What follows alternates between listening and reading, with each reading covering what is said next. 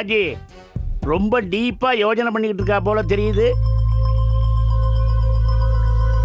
அப்பா, முதல் தடவையா என்னோட கேரியர்ல சக தொழில் செய்யறவர் கூட ஒரு கசப்பான சூழ்நிலைய சந்திக்க வேண்டிய சந்தர்ப்பம்.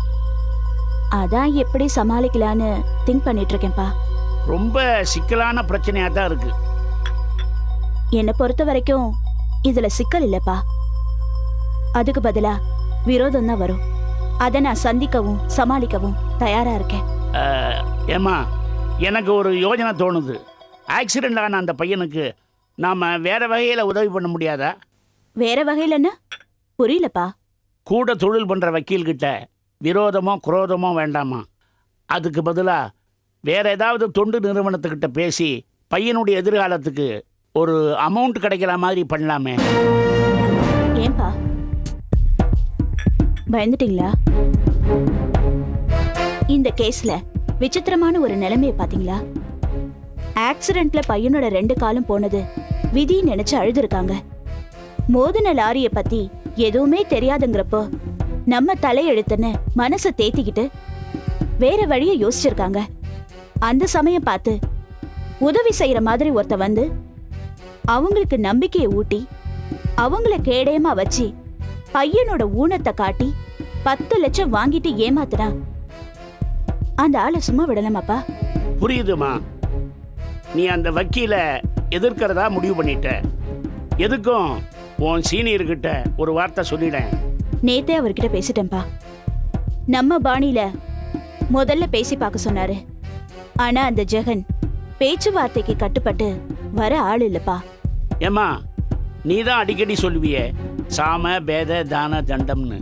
அந்த முறையில முதல்ல பேசி பாரு. எல்லா விதத்திலையும் நீங்க எனக்கு சப்போர்ட்டா இருக்கீங்களேப்பா.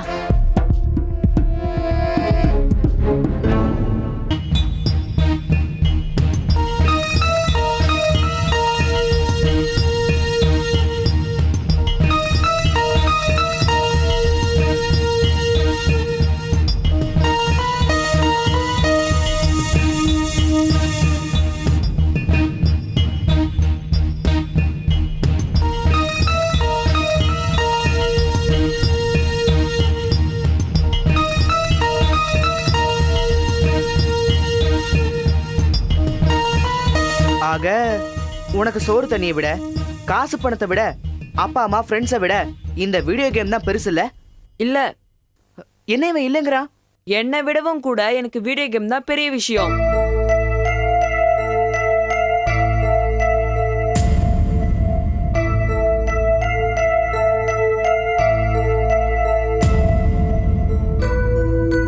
சரி, அப்படியே வச்சுப்போம். உன்னால எவ்வளவு நேரம் வீடியோ கேம நான் ஸ்டாப்பா விளையாட முடியும்? வீடியோ கேம் இருந்தா போதும், எனக்கு சாப்பாடு கூட தேவையில்ல, விளையாடிக்கிட்டே இருப்பேன். உங்க அம்மா எதுவும் சொல்ல மாட்டாங்களா? எங்க அம்மா வேண்டானாலும் நான் கேட்கவே மாட்டேன். ஆமா மூசா, கிளாஸ் டீச்சர் சொல்ல சொல்ல இவன் விளையாடிட்டே இருப்பான். ஆமா, மிஸ் பனிஷ் பண்ணா கூட விளையாடிட்டே தான் இருப்பான். ஏன்பா, அவன் தான் சோறு தண்ணியை விட வீடியோ கேம்ஸ் முக்கியம்ன்றானே, அப்படியே அவனை போட்டு டார்ச்சர் பண்ணிட்டே இருக்கீங்க. விட்டு வேண்டிதானே பாலு? ஓகே ஓகே ஓகே, நீ எவ்வளவு நேரம் தொடர்ந்து வீடியோ கேம் விளையாடுவேன்னு நான் பார்க்கணும். விளையாடு.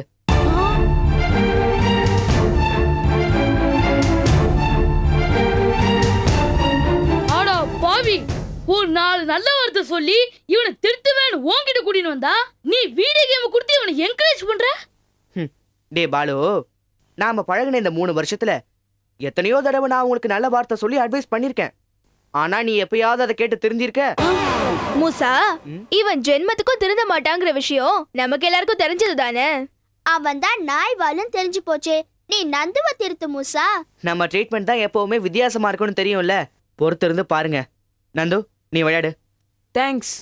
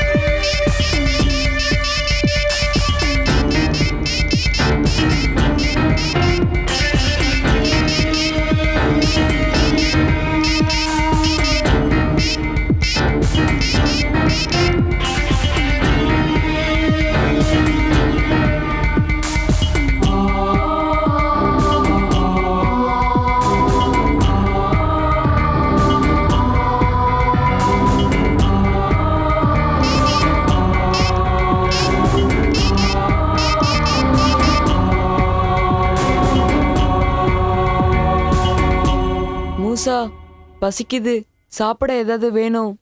நீ தானே வீடியோ கேம் இருந்தா போதும், வேற எதுவும் வேணான்னு சொன்ன. அதானே ஒரு நாள் முழுக்க விளையாடிட்டே இருப்பேன்னு சொன்ன. ஆமா சொன்ன, இப்ப முடியல மூசா, பசிக்குது. பசிச்சா அந்த வீடியோ கேமே சாப்பிடு.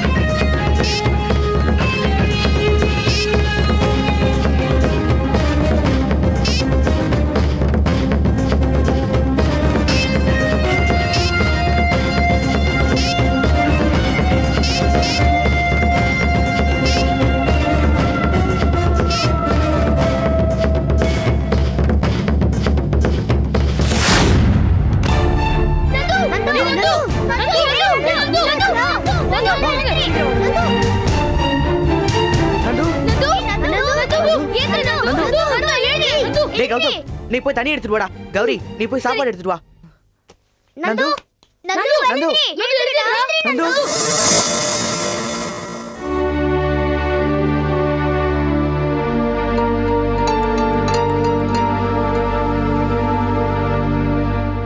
என்ன பாக்குற?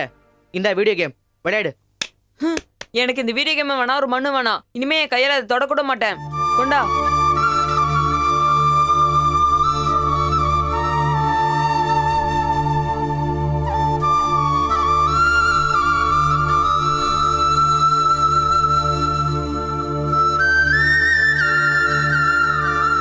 நந்து, உங்க அம்மாவுக்கு நீ ஒரே பிள்ளைங்கிறதுனால உனக்கு ஓவரா செல்லம் கொடுத்து கெடுத்து வச்சிருக்காங்க. உனக்கு அவங்க சாப்பாடு போடுறாங்களோ இல்லையோ, ஆனா நீ கேட்கறதெல்லாம் வாங்கி கொடுத்து உன் முகம் கோடாம பாத்துக்கிறாங்க. அப்படிப்பட்ட அம்மாவுக்கு நீ எப்படி, எந்த அளவுக்கு பொறுப்பா இருக்கணும், எப்படி எல்லாம் படிச்சு நீ அவங்களுக்கு பெருமை சேர்க்கணும். அதை விட்டுட்டு சாதாரண வீடியோ கேமுக்கு அடிமையா இருக்கியே நந்து. விளையாட்டு இருக்க வேண்டியதான், ஆனா நம்மளோட மத்த வேலைகளை அது கெடுக்காத அளவுக்கு இருக்கணும். இனிமேல் இந்த வீடியோ கேமை கையால கூட தொட மாட்டேன் மூசா, பிராமிஸ்.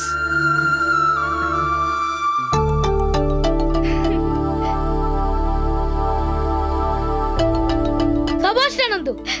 தேங்க்ஸ் மூசா. ஆமாமா, இந்த அரும்பாக்கத்து பக்கத்துல 25 கிரவுண்ட் இருந்துச்சுல்ல, அதை வளைச்சு போட்டாச்சு. நாளைக்கே சிஎம்டி அப்ரூவல் வாங்கிடுவேன். ஒரு நல்ல நாளா பார்த்து பூஜையை போட்டு சேல்ஸ் ஆரம்பிச்சிட வேண்டியதுதான். அதுல கிடைக்கிற லாபத்தை வச்சுதான் கோயம்பேடுக்கு பின்னாடி 2.5 ஏக்கர் இடம் வாங்க போறேன். அதுல அப்பார்ட்மெண்ட் அது இதுன்னு கட்டி விட்டோன்னு வச்சுக்க, வாடகை தன்னால வந்துகிட்டே இருக்கும், நிம்மதியா பொழப்பு ஓடிட்டு இருக்கும். ஏயா, நானே ஒரு வக்கீல், கேள்வி கேட்கிறவனுக்கு எப்படி பதில் சொல்லணும்னு எனக்கு தெரியாதா? அது பார்த்துக்கலாம் விடு. ஓகே. அடடே வாங்க மேடம். வணக்கம் சார். உட்காருங்க. ஆமா, நீங்க ஒரு இடம் சொன்னீங்களே, அது எப்போ போய் பார்க்கலாம்? அத நான் என் ஃப்ரெண்டு கிட்ட கேட்டு சொல்றேன் சார். பாத்துங்க, வேற யார்ட்டையாவது வித்துற போறாங்க. இல்ல என்ன கேட்காம அவ எதையுமே செய்ய மாட்டா. அடடே, ஃப்ரெண்ட்ஷிப்னா அப்படிதாங்க இருக்கணும். என் ஃப்ரெண்ட்ஸ் இருக்கானுங்களே, என்ன கேட்காம என் இடத்தையே விலை பேசிடுவானுங்க, அப்புறம் நான் போய் போராடிட்டு இருக்கணும். உன்னோட குணத்துக்கு உனக்கு ஃப்ரெண்ட்ஸ் எல்லாம் கூட இருக்காங்களா? சொல்லுங்க மேடம், நான் உங்களுக்காக தான் காத்துக்கிட்டு இருக்கேன். ஏதோ திடீர்னு என்ன பார்க்கணும்னு ஃபோன் பண்ணீங்களே, ஏதாவது சட்ட சிக்கலா? இல்ல சார், எனக்கு எப்பவுமே சட்ட சிக்கல் வராது. சட்டம் தெரிஞ்சவங்களால தான் சிக்கல் வரும். ஓ, பிபி ஏதாவது ப்ராப்ளம் கொடுத்தாரா? சச்சே, அவரு ரொம்ப நல்ல மனுஷன். வேற யாரு? ஏதாவது லாயரா? ஆமா சார், லாயர் தான். எந்த லாயர்? அவர் பேர் என்ன? Jagan, BA BL. Jagan BA BL. ஓ, நான் ஒருத்தன் தான் ஜெகன் இருக்கேன். நீங்க சொல்ற ஜெகன் யாரு? ஏன் அது நீங்களாவே இருக்க கூடாது? நானா? ஆமா, நான் எந்த வகையில உங்களுக்கு சிக்கலான? சிவமணிங்கிற பையன் லாரியில அடிபட்டு தன்னோட 2 கால்களையும் இழந்தானே, அந்த ஆக்சிடென்ட் கேஸ்ல கோர்ட்டுக்கு வெளியில அந்த லாரி ஓனர் கிட்ட பேரம் பேசி எத்தனை லட்சம் வாங்குனீங்க, நஷ்டப்பட்டவங்களுக்கு எத்தனை லட்சம் கொடுத்தீங்க? என்னம்மா வக்கீலுக்கு படிச்சுட்டு இன்கம் டாக்ஸ் ஆபீசர் மாதிரி கேள்வியெல்லாம் கேட்குற? நீங்க எப்படி வேணாலும் நினைச்சுக்கோங்க சார், ஆனா பதில் சொல்லுங்க. சொல்லலன்னா என்ன பண்ணுவ? சொல்ல வைப்பேன். முடிஞ்சாசே, இப்ப நீ இங்கிருந்து கிளம்பலாம். போறேன். ஆனா பாதிக்கப்பட்ட அந்த பையனுக்கு நியாயம் கிடைக்கிற வரைக்கும் உங்களை தூங்க விட மாட்டேன். வரேன்.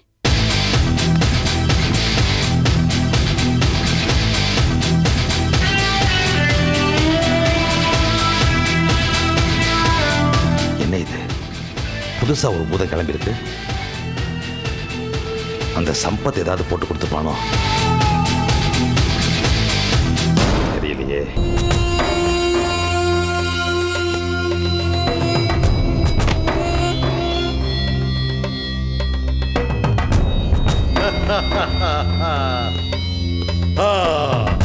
மண்டோரா, பூஜைக்கான ஏற்பாடுகள் எல்லாம் செய்து விட்டாயா?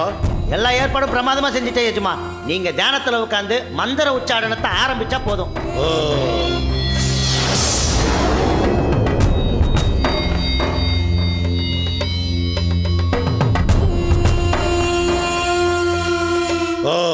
நல்லது. நான் தியானத்தில் அமரப் போகிறேன். நீ விழிப்புடன் காவல் புரிந்து பூமியில் பெரிய பிரளயமே ஏற்பட்டாலும் கூட என் தியானத்தில் எந்த அசைவும் இடையூறும் இல்லாமல் நீ கவனமாக பார்த்துக்கொள். உத்தரவு எஜமா.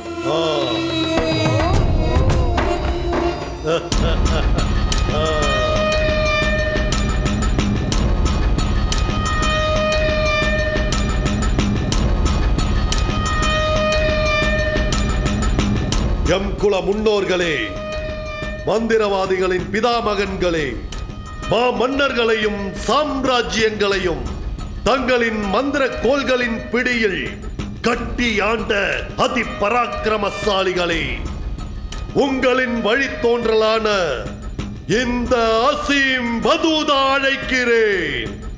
வந்து என் உபகாரங்களையும் மந்திர உச்சாடனங்களையும் ஏற்றுக்கொண்டு எனக்கு பூதகுல இளவரசனான அந்த மூசாவை வெல்ல சகல சக்திகளையும் எனக்கு கொடுங்கள்.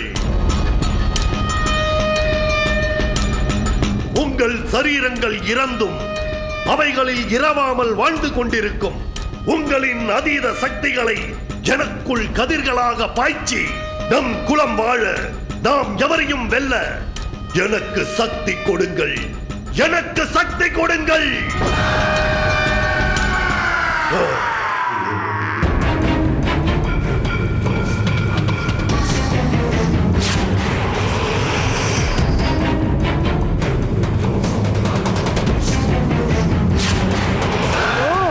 இதுக மந்திரவாதிகளோட மம்மிகளா? இப்படி பூஜை பண்ணி சக்தி வாங்கத்தான் அசீமும் மண்டோராவும் இதுகளை தேடி நாயா பேயா அலைஞ்சானுங்களா? சரி, என்னதான் நடக்குதுன்னு பார்க்கலாம்.